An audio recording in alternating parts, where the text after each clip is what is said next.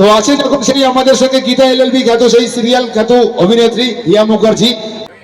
কাউকে দেখতে পাচ্ছি না, সবাই ব্লু। এবার দেখতে পেয়েছি, সবাই ভালো। এবার তুমি চেনো আমাকে? হ্যাঁ, ও আচ্ছা। আর কারোর কোনো প্রশ্ন আছে?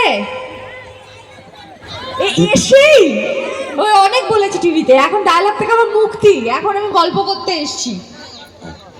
হ্যাঁ দিদি, সবাই আপনাকে চেনে, আপনাকে অনেক ভালোবাসে। এনারা অনেক সময় ধরে আপনার জন্য এখানে আছেন। আপনার কাছ থেকে কিছু গান, কিছু ডায়লগ, কিছু অভিনয় আমরা দেখবো স্টেজ থেকে সরাসরি। কি যাবে নাকি?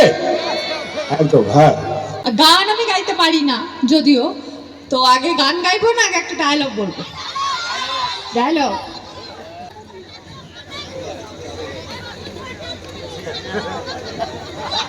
এ বাবা, ঝগড়া করলে হবে না, আমি আপনার কাছে গিয়ে বলে আসবো। ওইটা এই যে চলমান ইনস্টিটিউশন, আপনি খুব ভালোভাবে জানেন কোটের ভেতর আমার মুখ চলে, কোটের বাইরে আমার হাত চলে।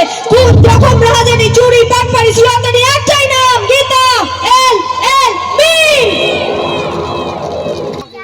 ঠান্ডায় জোরে হাততালি হচ্ছে না।